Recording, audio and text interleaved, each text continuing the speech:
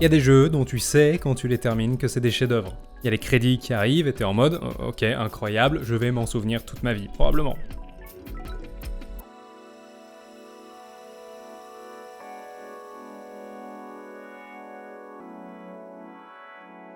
Le truc avec Tunic, c'est que je soupçonnais fortement qu'il en faisait partie 20 minutes après l'avoir lancé. Il y avait une ambiance? Non, plus que ça, une aura. Il y avait une aura. Tu spawns au bord de la mer, il n'y a aucun dialogue, il n'y a aucune explication, le jeu est beau, la musique est chill. Tu fais seulement 3 pas pour traverser un pont et déjà tu vois 2 objets que t'as aucune idée de comment attraper. T'essayes de parler à la boîte aux lettres, mais elle parle pas ta langue. Rien parle ta langue, d'ailleurs. On va supposer qu'il y a marqué bâton, mais il pourrait y avoir marqué CSGO mieux que Valorant. Tout est possible. Il y a un temple super impressionnant au milieu de l'île, mais il est condamné. Pour nous empêcher d'entrer ou pour empêcher quelque chose de sortir? Il y a des petites maisons adorables, mais on saurait pas dire si tout a été laissé en plan il y a 10 minutes ou il y a 10 000 ans. Il y a un moulin, il a l'air tranquille. À l'intérieur, surprise.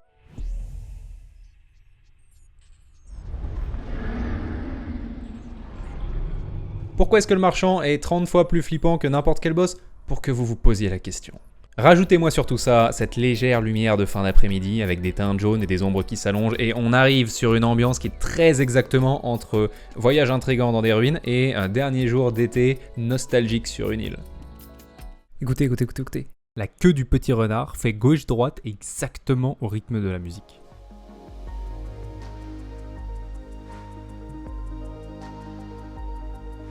Mais on quitte le juste mystérieux pour le franchement merveilleux quand on trouve la première page du livret. Il y a, partout dans ce jeu, les pages d'un livret à reconstituer. Et je crois que même quelqu'un qui n'a pas grandi à l'époque des livrets de jeux vidéo comprend le pouvoir nostalgique hors du commun de ce truc. Il est incroyable, regardez-moi ces illustrations, regardez-moi ces détails là jusque dans les traces de café.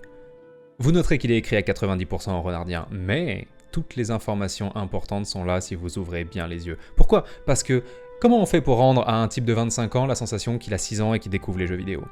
On rend tout flou. Pour émuler cette époque où le moindre jeu nous paraissait mystérieux, parce qu'on était des gosses et qu'on était à moitié idiots. En plus d'être une machine à nostalgie, c'est l'objet le plus important du jeu. Tout ce dont vous avez besoin pour finir complètement Tunic est là-dedans. En plus, tourner les pages est extrêmement ASMR. Ok messieurs dames, le deal est extrêmement simple. Il se passe à la fin de Tunic quelque chose d'incroyable et j'ai vraiment envie de vous le raconter. Mais ça aura pas d'impact sur vous si vous connaissez pas le jeu. Donc, je vais commencer par prendre 10 minutes pour vous raconter Tunic. Ça veut dire que je vais spoil, qu'il n'y ait aucun doute là-dessus. Je peux pas raconter les aventures de Tunic sans raconter les aventures de Tunic, ok? Si vous êtes du genre à aimer retourner 150 cailloux pour trouver le bon et résoudre une énigme, vous êtes peut-être mieux loti à aller faire le jeu. Troisièmement, ce jeu va être montré lors d'un festival à Avignon et on peut pas cut une vidéo quand on est dans un festival. Donc je pense qu'il y a des gens qui vont juste se lever et partir en courant en faisant « Ah, j'ai pas fait Tunic !» Alors, le temple nous laisse pas rentrer, mais il nous file une vision. Il y a ce qui semble être une maman renard enfermée dans une prison magique quelque part. Aussi, il est possible d'ouvrir le temple avec 2 cloches, en sonnant 2 cloches. Ça tombe extrêmement bien, j'ai une page du livret qui parle d'une cloche de l'Est et d'une cloche de l'Ouest. C'est un début qui me rappelle un autre jeu. L'un des seuls panneaux du coin qui parle ma langue dit forêt de l'Est, et ça paraît être un bon endroit pour la cloche de l'Est, donc je propose qu'on prenne cette direction. Dans la forêt, j'ai découvert plusieurs trucs.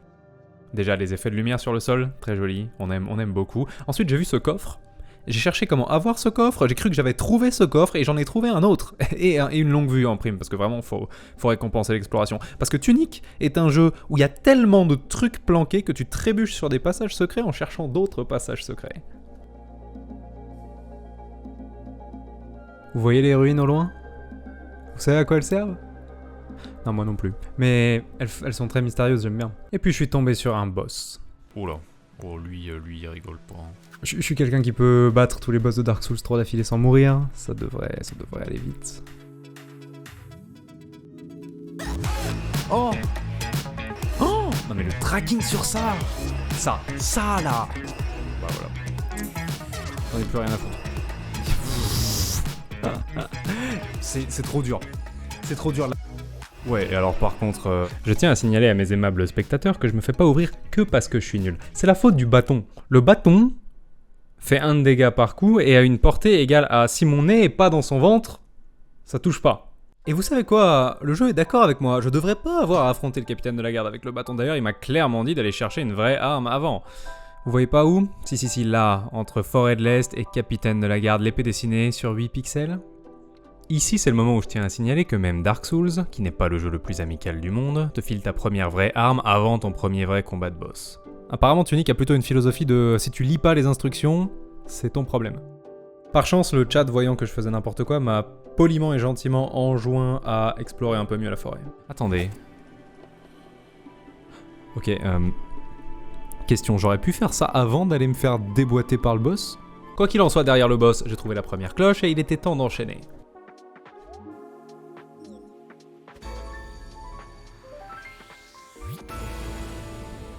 Ouais, le truc doré qui fait de la lumière, c'est une cloche, ouais.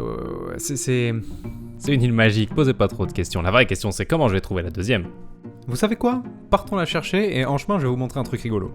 Ok, je pars du moulin, parce que c'est un point de repère que je connais. Je commence à traverser l'île. En chemin, je fouille des maisons, tout se passe plutôt bien, et puis j'arrive à cette fontaine, où j'attire peut-être un petit peu trop l'attention des monstres. Et je vois cette clé. Et je me dis, oh, extrêmement intéressant. Et le monstre dit non, pas touché. J'ai pris très cher, j'ai besoin de me heal, donc je m'enfuis avec la première échelle disponible. Et j'arrive sur la plage, où 5 secondes après, une tourelle essaye à nouveau de me faire la peau, donc je fuis de nouveau. Je longe la plage, tout se passe plutôt bien, et je vois un truc à explorer sur la gauche. Et donc je recommets exactement la même erreur que 10 secondes plus tôt, parce que je vois pas la tourelle. Et là je prends très cher, et là j'ai plus de heal. J'ai pas envie de mourir en étant si loin de mon point de repère. À nouveau je prends la première échelle qui passe, et à nouveau il y a une tourelle sur ma droite. Donc je me précipite dans le tunnel.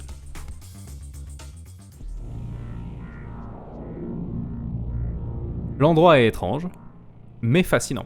Et rien à essayer de me tuer depuis 10 secondes, on est plutôt bien. Pour l'instant, il n'y a qu'une seule direction dans laquelle je peux vraiment aller, donc allons-y en fait. Partons à l'aventure.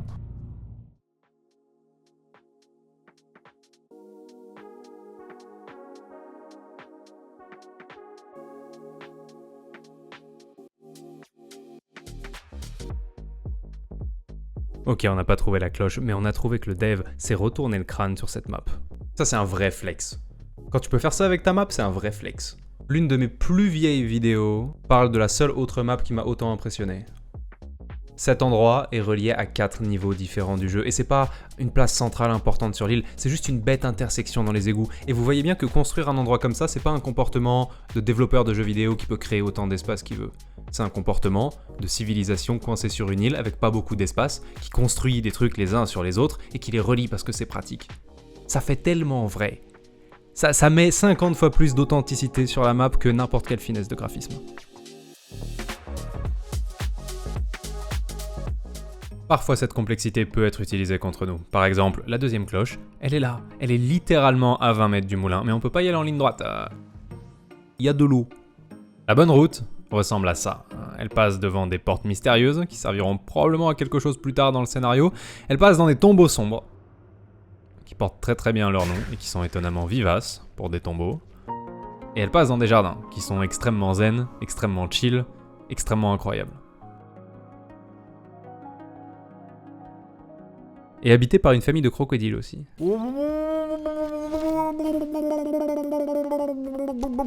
En arrivant devant le boss,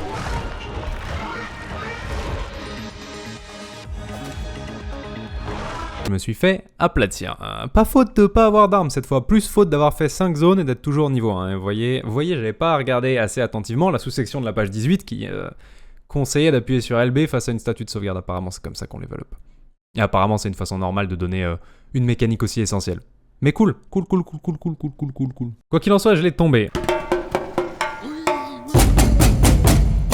De la même façon que j'ai tombé l'autre avec le bâton, parce que je suis idiot, mais je persévère. J'ai sonné la deuxième cloche, j'ai ouvert le temple, et j'ai débloqué la seconde partie du jeu, qui consiste à ramener 3 engrenages. Un rouge, un vert, un bleu. Pour que ce truc fasse quelque chose. On n'est pas encore clair sur les détails.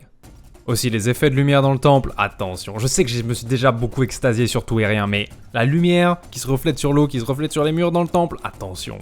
Les engrenages peuvent être n'importe où sur l'île, mais le jeu a été généreux parce qu'on a exactement une phrase d'indice pour chacun d'eux. Le rouge, premièrement, est jalousement gardé dans un temple au sein de la forêt. Vous voyez dans cette phrase, je pense que au sein de la forêt fait référence à la page 31, et je pense que jalousement gardé fait plutôt référence à la page 30. Du coup, on cherche une forêt à l'est. Pas la forêt de l'est, on vient d'aller à la forêt de l'est. On cherche une forêt à l'est au nord de la forêt de l'est. Il y avait plein de trucs étranges dans cette forêt à l'est au nord de la forêt de l'est. Mais globalement, le seul truc à retenir, c'est que c'est comme dans Dark Souls. Plus ils sont gros, plus il faut leur rester dans les pattes.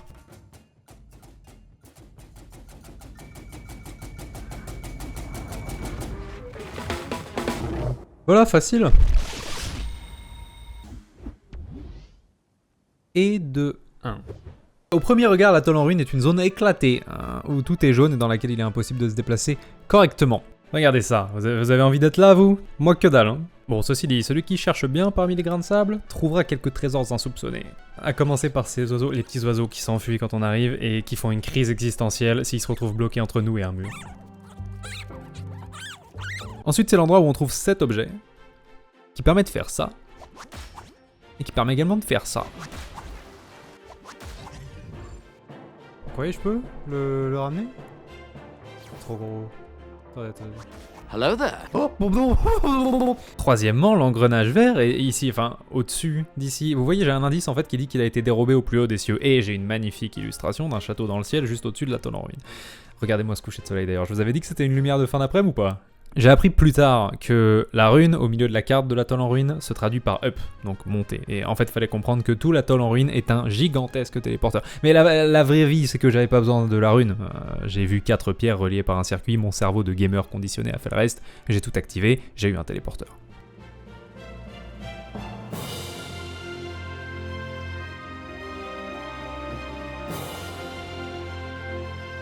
J'ai dit que le jeu est beau ou pas encore? Il est pas mal, hein. L'intérieur aussi rend bien, mais c'est de la triche. Tout rend bien quand c'est inondé de lumière. Et pour être honnête, je suis pas giga pressé d'arriver tout en haut parce que si c'est ça, le boss... Si, regardez-le avec son petit bouclier sur la tête pour se protéger de la pluie là, et...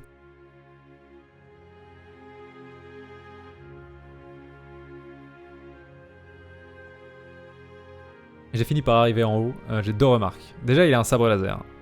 J'ai fait un tiers du game avec un bâton, il a un sabre laser. Et deuxièmement, il pleut pas. Le livret m'a promis de la pluie, le livret ne ment pas en fait. C'est ça que vous comprenez pas.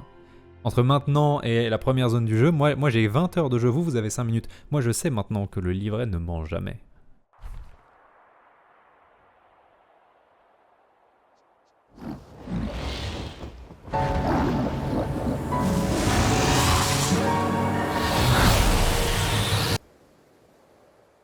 Et de 2.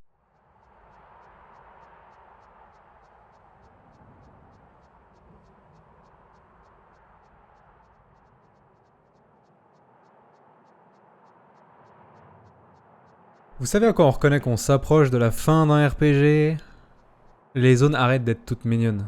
C'est toujours magnifique, hein, mais c'est plus le même mood. Elle est où ma forêt de l'Est avec la lumière qui filtre à travers les feuilles? Ok, l'engrenage bleu est enfermé à la racine du monde. Vous voyez la caverne en bas? C'est là qu'on va.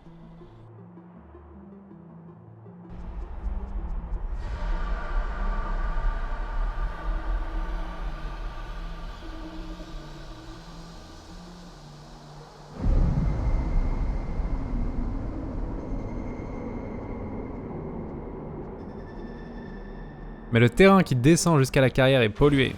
Si on s'approche...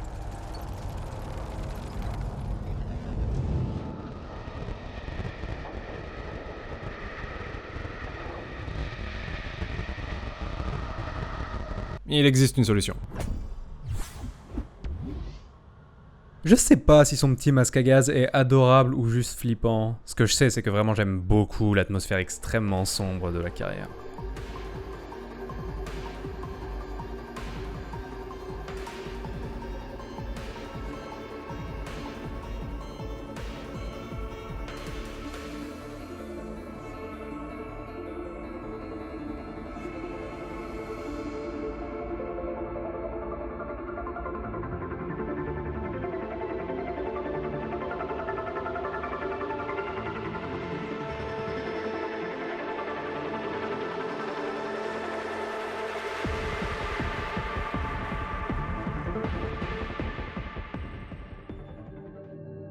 Dans cette caverne, j'ai trouvé des trucs que je m'attendais pas à voir dans un jeu fantastique, et j'ai trouvé des trucs que j'aurais préféré pas voir du tout.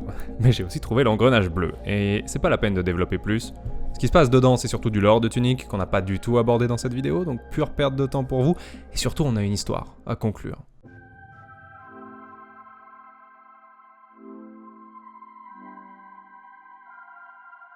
Je retournais au temple, j'ai rentré les engrenages, j'ai activé la machine, et il s'est rien passé. Rien passé. Et à cet instant, c'est tellement évident qu'il devrait se passer un truc, et c'est tellement bizarre qu'il se passe rien que vous le voyez pas sur le record, mais on gagne un succès qui s'appelle « Et maintenant ». Aussi, les succès pour avoir sonné les cloches s'appellent « Ding et Dong ». Il me semblait important de le dire. L'un dans l'autre, c'était assez évident. Il fallait retourner voir la maman renard. Fallait comprendre que ça, c'était la serrure de sa prison et qu'on venait enfin de la libérer. Ça paraît évident, mais encore une fois, pour vous, c'était il y a 10 minutes de vidéo. Hein. Pour moi, c'était il y a 20 heures de jeu, et depuis, il n'y avait plus eu la moindre mention à cette meuf. Vraiment plus la moindre. Et donc, au début, quand j'ai attendu 15 secondes et qu'il s'est rien passé, je me suis dit « Oh ! Mais je viens peut-être d'ouvrir la porte dans la montagne. » Juste derrière le temple, il y a une route qui mène vers le sommet de la montagne qui est au centre de l'île. Et quand on veut arriver jusqu'au sommet, on se fait coincer par une porte, une gigantesque porte noire. On a accès à cette porte très tôt dans le jeu, et c'est bien ça le problème. On peut aller la voir pendant 90% de l'aventure, mais on n'a pas la moindre idée de comment l'ouvrir. Au début, on se dit, je vais trouver un indice pour l'ouvrir pendant mes aventures, et ça arrive pas. Et puis on se dit, ok, c'est au moment où j'active la machine, et ça n'arrive pas. Et la seule chose que j'ai sur cette porte, c'est une page du livret avec le petit renard qui a le seum parce que lui non plus, il sait pas comment. Gardez la porte dans un coin de votre tête, on va y revenir. Évidemment, il fallait retourner voir la maman renard, j'ai fini par le comprendre. Dites-moi, est-ce que vous êtes familier avec cette ficelle scénaristique assez classique où tu crois que quelqu'un est ton pote dans un jeu, et vient la fin du jeu, il te trahit sans vergogne.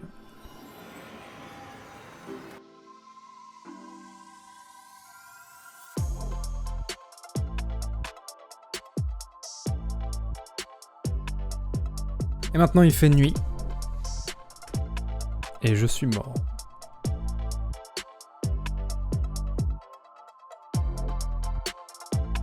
Et j'ai perdu mes stats. Mais maintenant je sais où est passé tout le monde. Même si la communication reste un peu...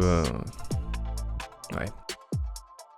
Il se trouve que le renard sur les statues de sauvegarde, c'était le boss, qu'on a découvert qui s'appelle l'héritier entre-temps d'ailleurs. Et il se trouve qu'à chaque fois que je montais de niveau, en fait c'est lui qui me prêtait de la force. Et il a tout repris.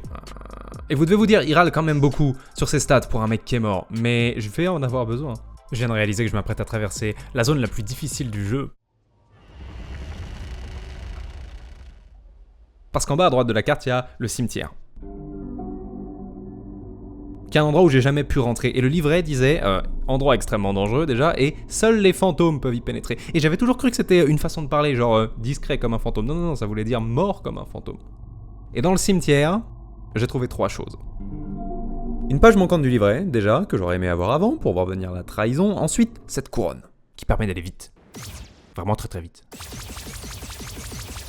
Et puis, j'ai trouvé comment battre l'héritier. Et ici, pour la première fois, mais pas la dernière, le jeu décide de nous faire regarder cette île qu'on vient de traverser d'une façon un tout petit peu différente. Et en essence, ce qu'ils me disent, c'est... Est-ce que tu te souviens au tout début quand t'as trouvé l'épée à la sépulture de l'avatar, cette statue là? Ouais, on espère que t'as bien retenu tous les moments dans le jeu où t'as croisé cette statue, parce que frérot, à chaque fois que tu vas en trouver une, on va te rendre une de tes stats. Et si jamais tu sais plus où elles sont, t'as laissé quelques indices. Y en a qui sont évidents, et il y en a c'est le bas d'une échelle sur 10 pixels de large.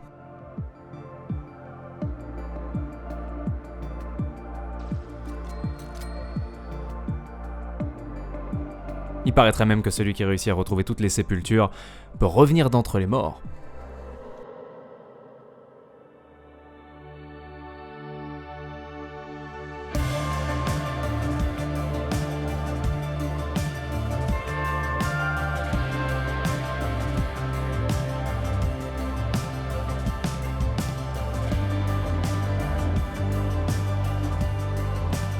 Et c'était la fin du jeu.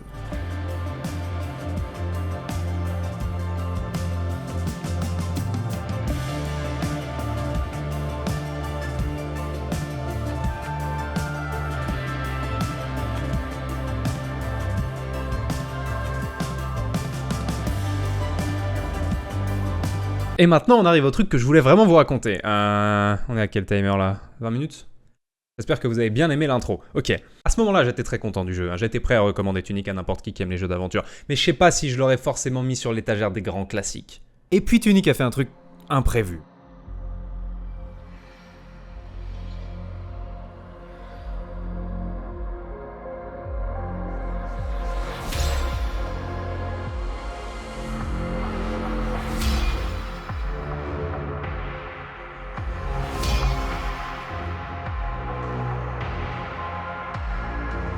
il m'a transformé en héritier.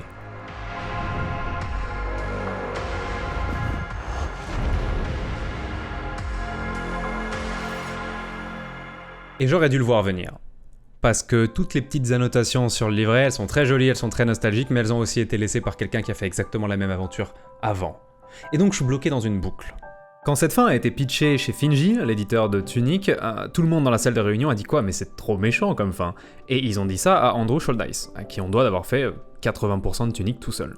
Shouldice, qui a dit il y a pas longtemps dans une interview, un secret parfaitement caché, c'est parfaitement inutile. On fait les secrets pour les joueurs, et les joueurs peuvent ressentir le frisson du mystère qu'à partir du moment où ils soupçonnent qu'il se passe un truc. Donc il doit y avoir un premier indice. Ça peut être n'importe quoi.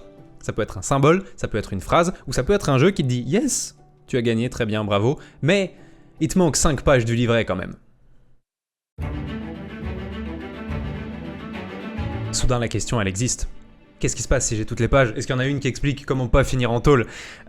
J'aime bien les secrets, mais taper chaque mur d'un jeu jusqu'à trouver un passage secret, ça m'amuse pas. Là, c'était différent. J'avais un objectif et j'avais vraiment envie de sauver le petit renard d'une fin que je trouvais très injuste. Et au début, c'était facile.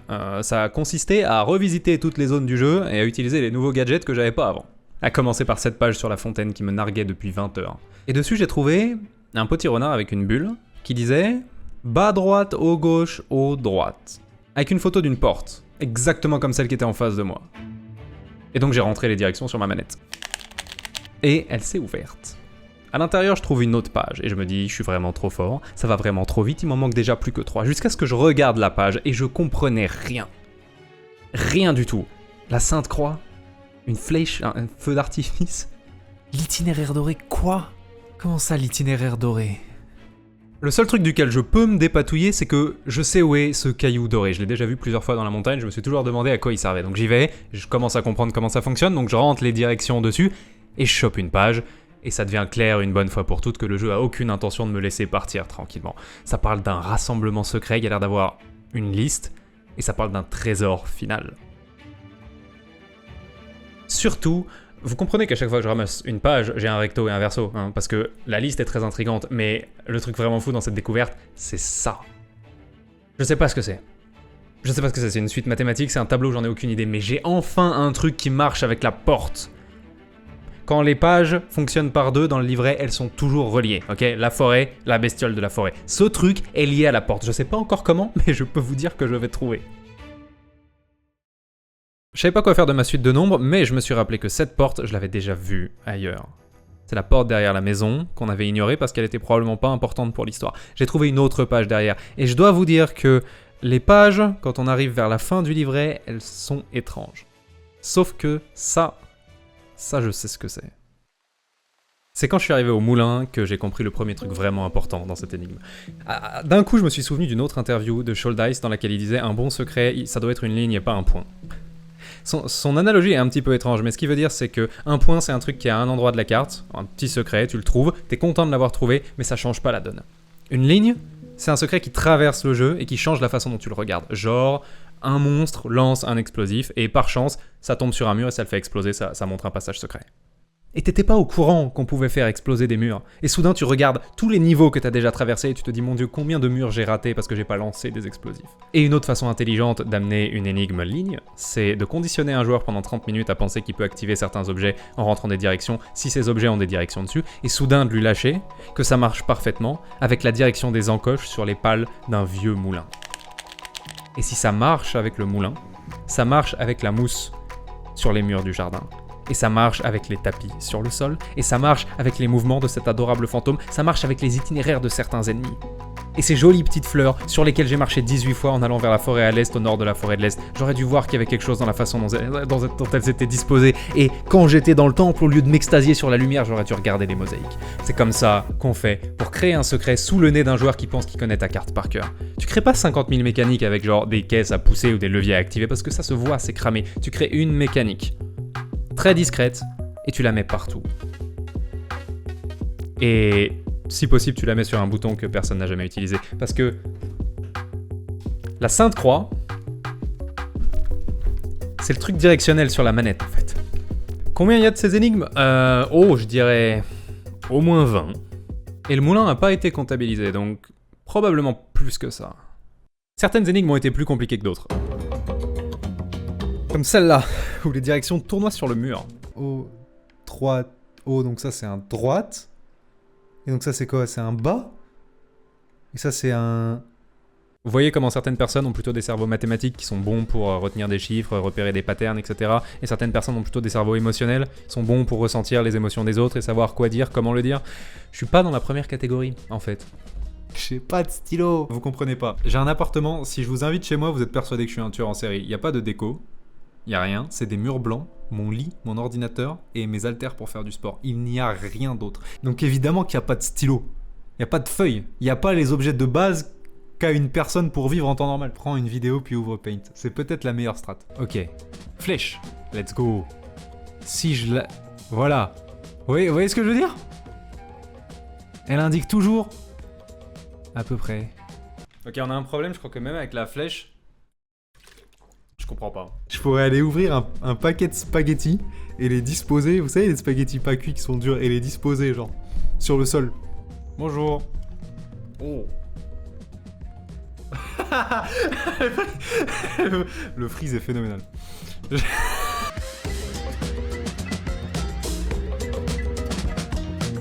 Bas, droite, haut, droite, bas, gauche, bas, droite, bas, gauche, haut, gauche, bas. Oh, let's go!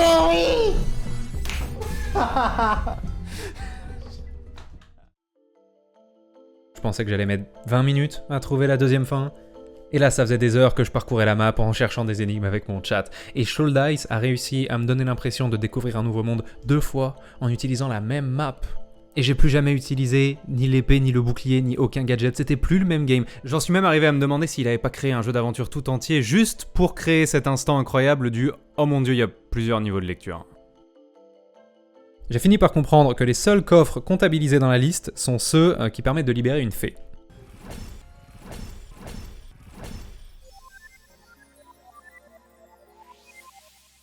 Qui du coup n'étaient pas des feux d'artifice. Et j'ai trouvé leur lieu de rassemblement secret. Derrière une cascade, comme de juste, il y a toujours un secret derrière la cascade. Et à ce moment-là, j'avais complètement oublié les pages du livret. J'étais à 100% dans ma quête des fées. Mais la vérité, c'est qu'avec les 3 qu'on a déjà trouvés, en fait, il m'en manquait que 2. Et pas n'importe lesquels. Il me manquait la couverture et la 4e de couverture. Tout bon livret doit avoir un début et une fin. Et il me manquait que ça. Ça allait pas rester un mystère extrêmement longtemps parce que quand je suis arrivé à 10 fées,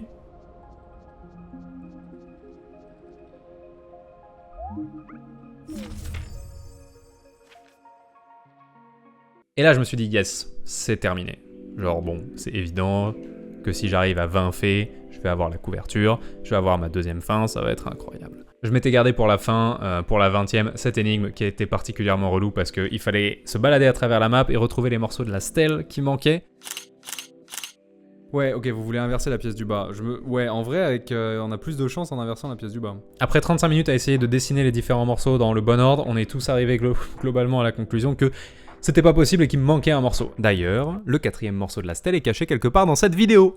Saurez-vous le retrouver? Bas, droite, bas, gauche, haut, droite, haut, gauche, haut, droite, haut, gauche, haut, droite, bas, gauche, bas, droite, bas, gauche, haut.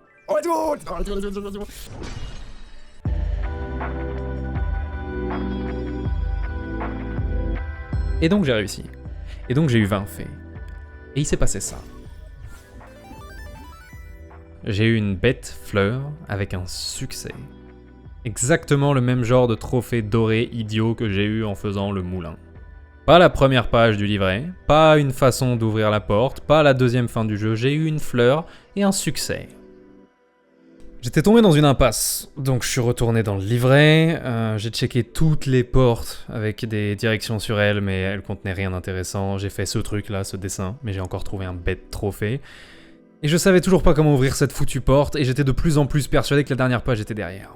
J'ai tourné sur la map pendant 20 minutes et j'ai fini par me retrouver suffisamment désespéré pour faire un truc que j'espérais vraiment ne pas avoir à faire. Qu'est-ce que c'est que ça ?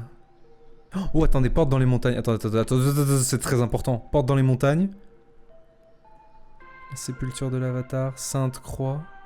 Lit ? Comment ça, lit ? Oh, j'y comprends rien. Un trophée. Pourquoi tout est glitché ? Il faut que j'apprenne la langue. Quand on ramasse la 4e de couverture, à la fin du bouquin, de l'autre côté, on a ça. l'écriture en renardien avec des objets à côté. Des objets qu'on sait dire dans notre langue. Épée, sword, renard, fox. Ce qui veut dire que c'est une pierre de rosette. Une pierre de rosette un petit peu éclatée, qui donne 2 mots, mais une pierre de rosette quand même. La question c'est... Est-ce qu'on a suffisamment envie d'avoir la première page du bouquin pour apprendre une langue ?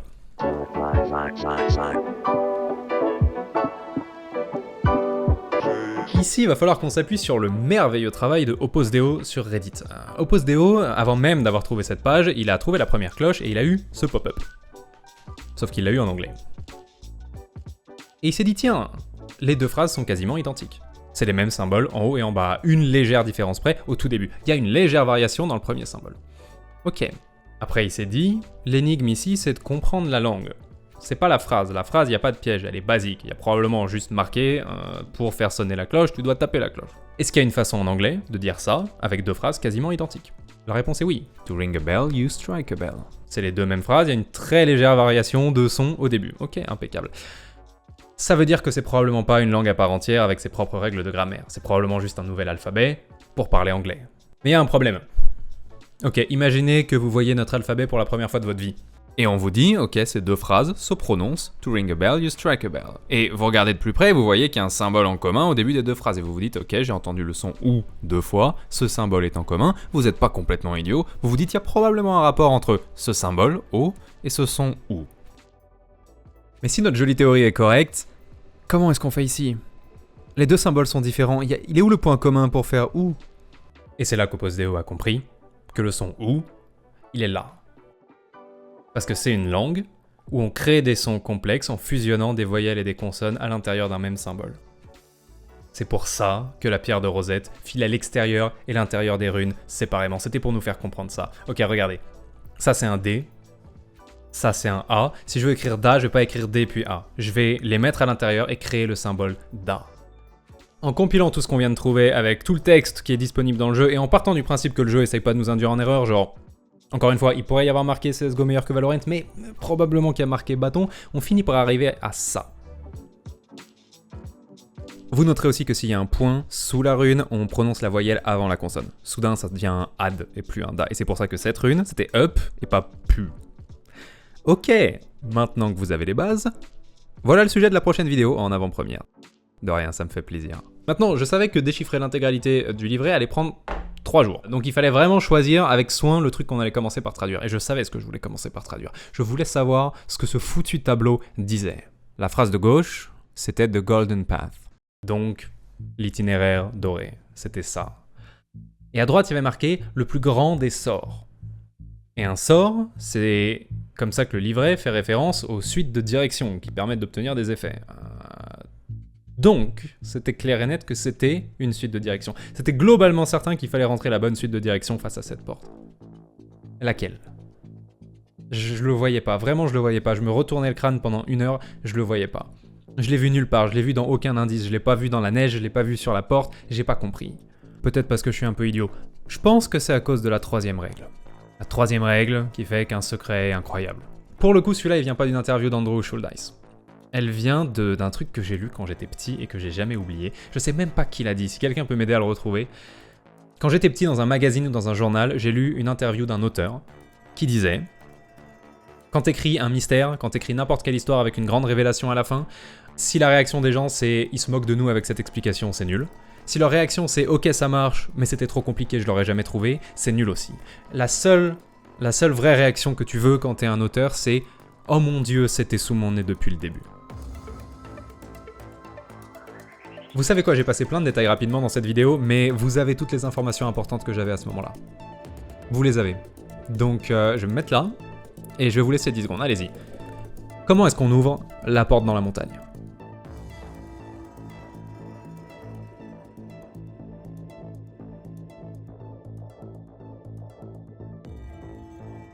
Alors que la moitié du chat était en train de défendre bec et ongle que ça avait forcément un rapport avec le nombre d'or, Chronovore m'a simplement demandé combien il y a de pages dans le livret.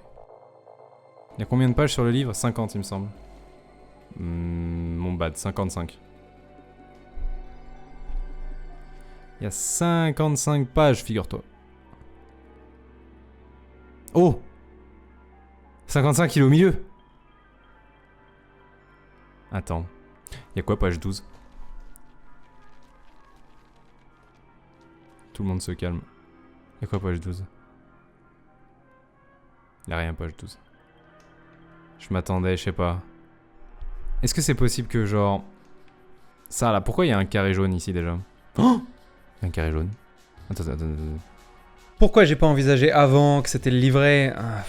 Je pense déjà parce que je l'avais pas terminé. Mais surtout... Parce qu'après avoir retourné chaque centimètre carré de cette map pour trouver un itinéraire doré, c'est très dur de réaliser qu'il est juste sur l'objet qu'on a le plus regardé de toute la partie.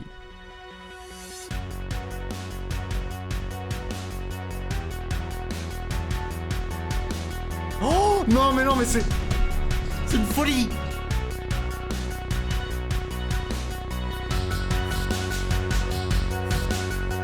Regardez-moi ces illustrations, regardez-moi ces détails là jusque dans les traces de café. Mais le jeu a été généreux parce qu'on a exactement une phrase d'indice pour chacun d'eux. Et je pense que jalousement gardé fait plutôt référence à la page 30. Je vous avais dit que c'était une lumière de fin d'après-midi ou pas? J'ai vu 4 pierres reliées par un circuit, mon cerveau de gamer conditionné a fait le reste. Pourquoi tout est glitché?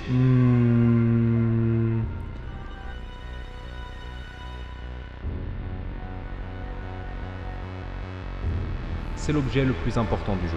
Tout ce dont vous avez besoin pour finir complètement unique est là-dedans.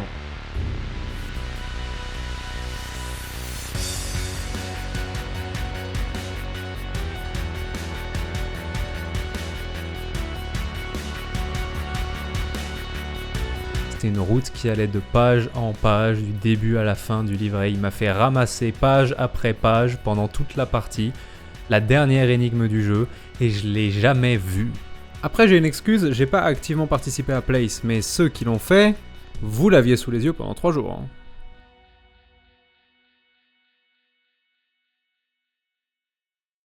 Combien d'inputs ça fait? Ça fait à peu près une centaine d'inputs. Il y a intérêt à pas se rater.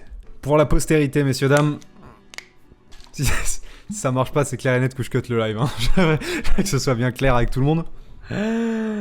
Haut, gauche, bas, gauche, haut, gauche, bas, gauche, haut, droite, gauche, haut, droite, bas, droite, gauche, bas, gauche, haut, droite, haut, gauche, haut, droite, bas, droite, haut, droite, bas, gauche, haut, droite, bas, droite, haut, droite, bas, gauche, bas, droite, bas, droite, bas, gauche, bas, droite, haut, droite, bas, gauche, haut, droite, haut, gauche, bas, gauche, haut, gauche, haut.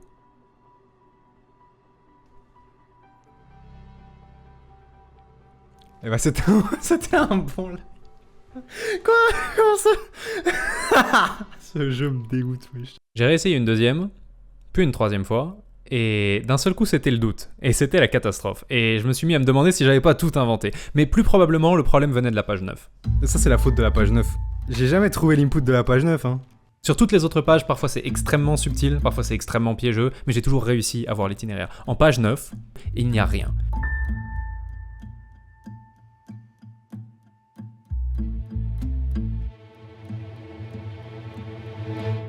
Mais bon, comme c'est celle qui vient juste avant la page 55 et que sur page 55 c'est une ligne droite, je suis parti du principe que le jeu voulait qu'on en déduise par élimination que ça ne peut que monter. Mais apparemment j'avais tort. Je ne bouge pas de cette page tant que quelqu'un m'a pas fait voir l'input. Ok? Pour le 9, il explique un truc avec les flèches et le renard réagit, c'est peut-être un truc avec ça, non? Ouais... Bah il m'explique comment sauvegarder une partie. Peut-être que haut-parler depuis le début il comprend le jeu et il comprend que l'input de la page 9 c'est qu'en fait il faut quitter et reloader. C'est pour ça que c'est la page où ils apprennent à sauvegarder et à loader. Imagine l'input sur 9 c'est quitter et revenir. Ce serait pas incroyable? Je suis pas fou, ça se peut que ça marche. J'essaye. Pourquoi il y a un point d'interrogation? Jaune. Pourquoi 999? Oh non. Chargé. Oh! Quoi? Hein? Oh, c'est l'input! C'est l'input sur le sol! Ils sont forts! Le dev est fou. Le dev est fou. Attends, quoi? Je voudrais d'ailleurs faire une dédicace à The Real Isco qui, quand j'ai proposé l'idée d'aller chercher dans la sauvegarde, a dit « Oh la taille de la délusion, I can't ».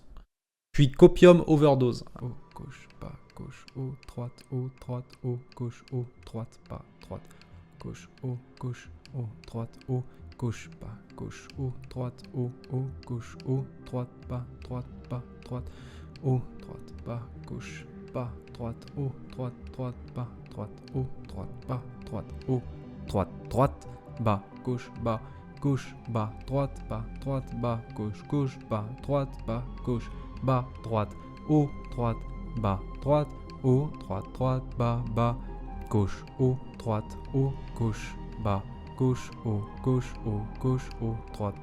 haut, gauche, haut. Oh, oh.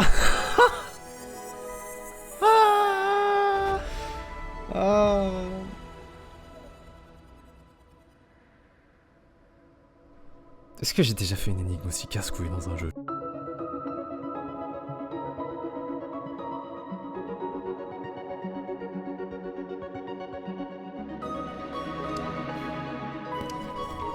Oh, il est si beau! Il est complet, regardez-le!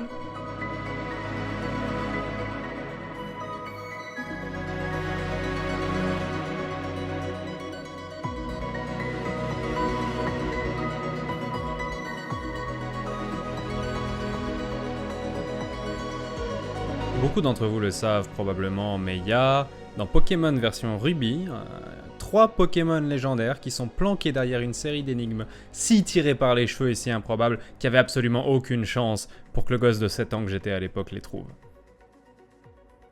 Quand moi et mon pote, qui jurait qu'ils existaient, on les a finalement trouvés après avoir passé tout un après-midi à remonter la piste alors que j'y croyais pas du tout, c'était incroyable. C'était la première et honnêtement la dernière fois de toute ma carrière de joueur où j'ai pas eu l'impression de tomber sur du contenu qui avait été laissé là exprès pour moi, mais de trébucher sur quelque chose qui dormait là depuis toujours. C'est le premier souvenir qui me revient à chaque fois quand je me demande pourquoi j'aime autant explorer des trucs dans tes jeux. Et quand j'ai finalement vu l'itinéraire doré, et que cette porte s'est enfin ouverte, pendant 5 secondes, j'étais à nouveau ce gosse qui trouve des Pokémon légendaires au fin fond du désert. Et c'était vraiment bien.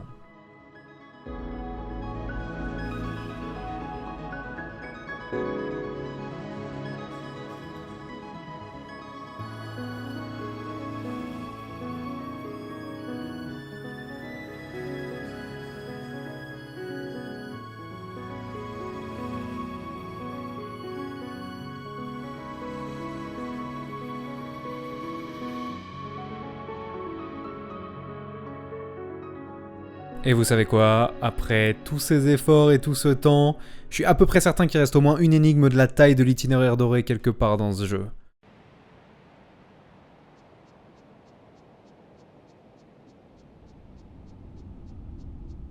Probablement que ces bêtes trophées dorées étaient pas si bêtes et inutiles, en fin de compte.